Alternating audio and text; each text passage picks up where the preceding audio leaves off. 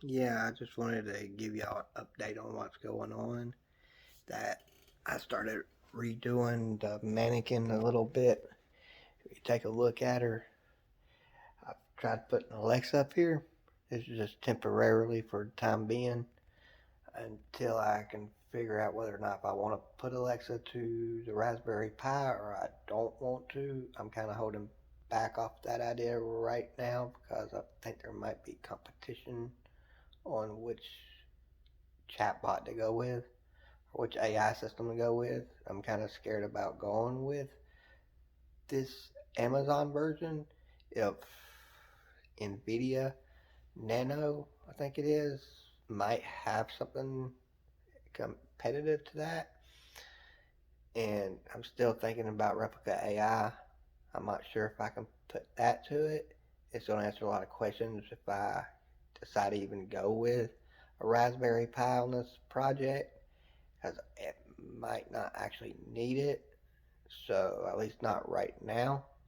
But if you look, I put it up here to hold it, and I've added the legs back to it, but it's giving problems with its driving, so I don't know if I need to go back the way it was because it's struggling to be able to drive right now. When before, when I just had it sitting lower on the pipes, it didn't have no problem at all driving, and now it's struggling driving. But with that being said, I may just try to try to work on the legs. Period, where she'll be won't even need this cart within the near future. But and that brings me to the other thing that we need to talk about, and it's this right here. This right here, I'm scared of it. I bought it a couple months ago before the TikTok video went crazy, and I haven't actually got around to messing with it. I'm scared of it. I know it's going to be hot, and I'm scared I'm going to probably burn something. So I've been holding back off of it, and but I need to be able to get it up and working so we can be able to start building and 3D printing the actual parts to make her better.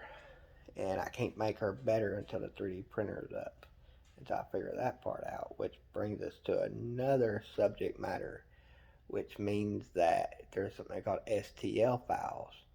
And if you don't, it's where you go to somebody's been able to draw out the print that tells the 3D printer what to print.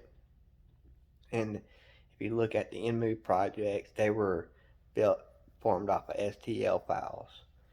So my problem is, why hasn't anybody taken those STL files on 3D printers and gotten really creative with it?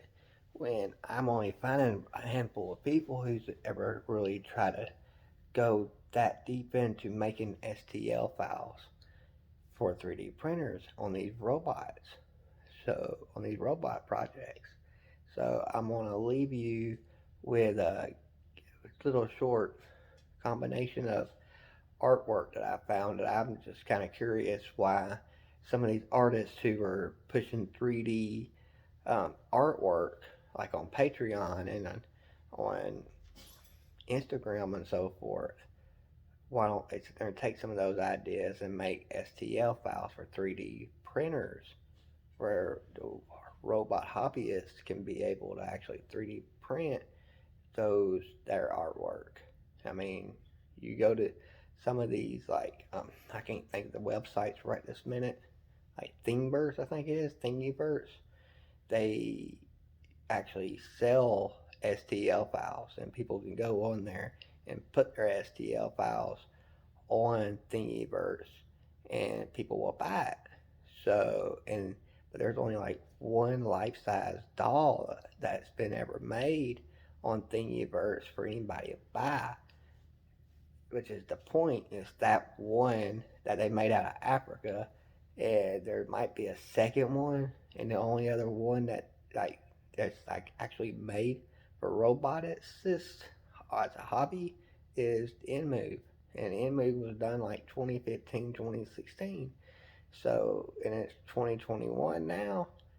So why hasn't none of these artists on Patreon or Instagram or um, any other website where these people get very fancy with their artwork on CGI and 3D, take their artwork and make STL files for 3D printers so people can be able to 3D print like life-size robot or doll and artwork that people with a talent knows how to do, and all of us have that talent.